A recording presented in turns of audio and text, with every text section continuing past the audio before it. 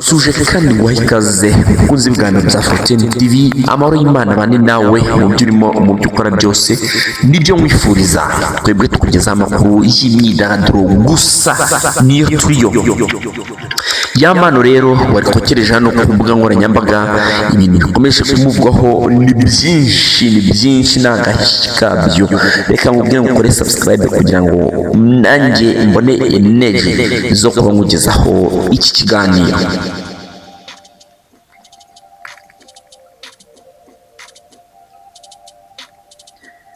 Umugabo witwa Yamano muri minsi ya none navuga yuko ibintu bitamworoheye, inyuma yuko habanje gusohoka amashusho yiwe akaba yarasohotse ari gutera akabariro na madamu wiwe, bikaza kuvuga yuko atari ibintu by'i Rwanda, mbuga nkoranyambaga hagashya, ndetse bamwe muri bo bakabigenderamo bagafungwa. Harimo nk'uwatashye abaye umwere bita K John, hari n'abakiwurimo barimo nk'abitwa Jihadi Pazomani, ndetse n'abarimo Nesta.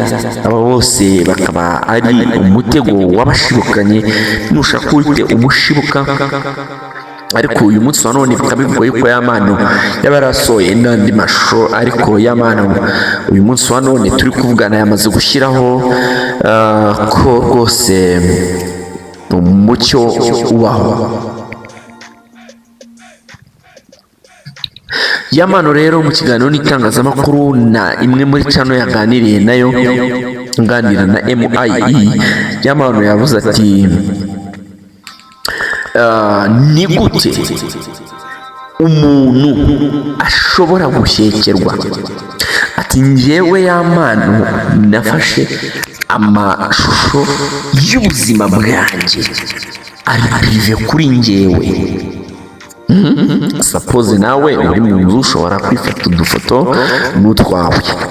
Ntabwo najyaga mbasha kumwandastandinga Yamano, ariko uyu munsi nabashe kuba namwandastandingaho ukuntu. Hari ukuntu nabaye nk'umwandastandingaho. Ati nafashe amashusho yanjye njyewe, my private life, my private pictures, video. Ati iri kuri email yanjye, nkaho wowe bikureba uraje ufashe email yanjye uyohereje amafoto cyangwa se amashusho yanjye, njye nayarebaga ko ari life yanjye, none wowe ugiye kuyareba nkawe. Who are you?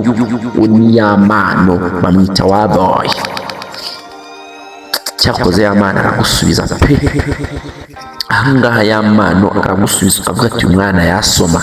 Ahubwo shout out kuri Yamano, ndakubwiye ngo shout out, kubera yuko ubita Yamano umunsi wa none nta wundi buze kumutera amabuye. Yafashe ibintu abikora nk'uko byari gukorwa. Uyu munsi wa none arakubaza ati iyaza kuba wowe uri njye, none hari amashusho umuntu arayafashe ayakuye iwanjye, ntawe namuhaye, maze arayiyoherereje kugira ngo ayarebe. Njyewe impamvu nayarebaga ni private life yanjye, warayareba nkande.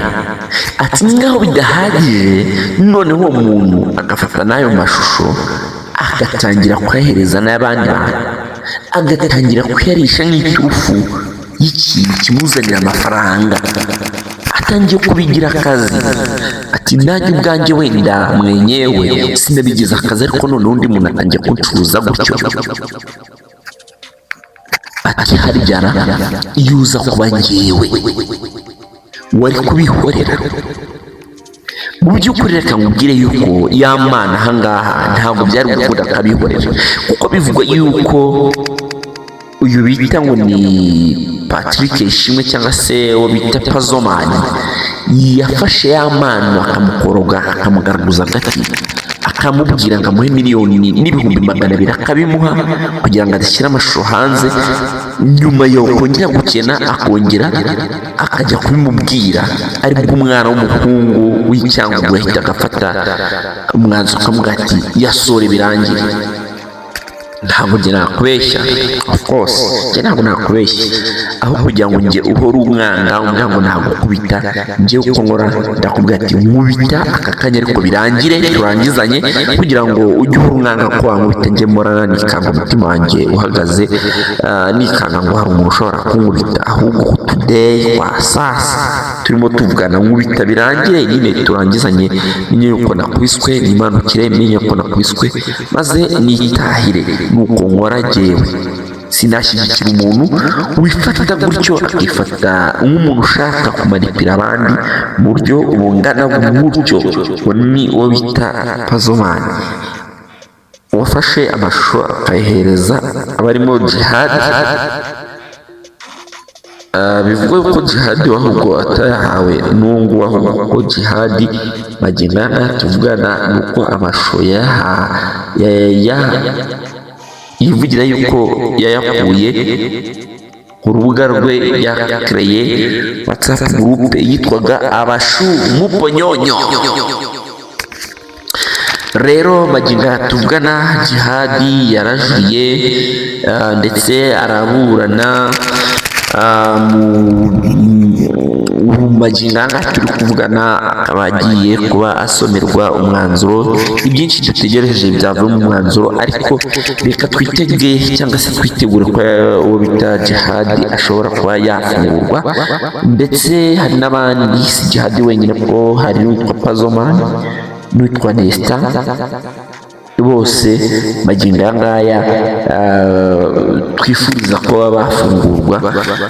Ni mu gihe kandi Yamana avuga yuko nta kundi yari kubigenza, yagomba kubarega kugira ngo ibiriya bintu bihagarare, kugira ngo kiriya gitutu nawe bamushyiragaho kimuveho, basi abone nawe agatotsi, kubera ko byari bimaze kuba too much. Ahangaha kandi Yamana ndi kukubwira magingo ngaya arakubwira ati njyewe uwo rizagwira Florian uwo rizagwira, njyewe ntabwo norohewe kubera yuko ngo yendaga no kwiyahura, byagiye bigaragara.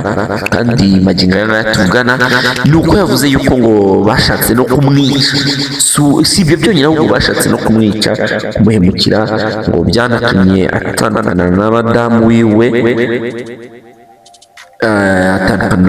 magingo ngaya wa undi mwabonye ngo batera akabariro ntawe uhari, ntabwo bakiri kumwe kuko ngo baratandukanye magingo aya ngaya. Ni mu gihe kandi avuga yuko ngo bashakaga no kumwica.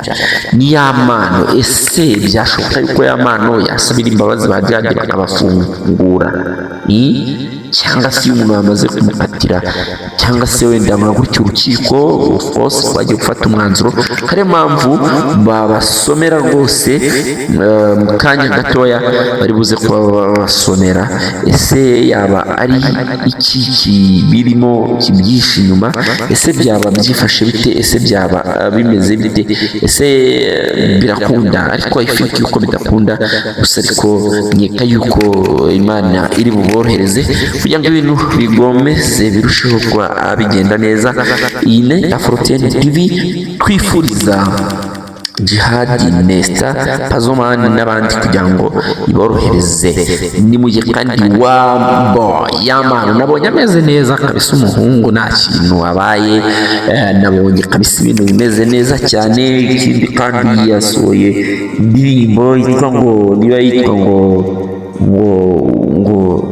niba ari ngo wisohora, niba ari ibintu nk'ibyo.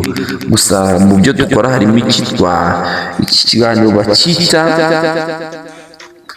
Rwanda Stars, tukugezaho n'ibindi bintu bitandukanye, harimo nko kugukorera analize z'indirimbo n'amavideo n'amafilime n'ibindi bitandukanye. Byose tubikora ku bw'urukundo dufitiye entertainment yo mu Rwanda. Njye ndi Hero Willis, ukore sabone no subscribe, tujye tubana asfa.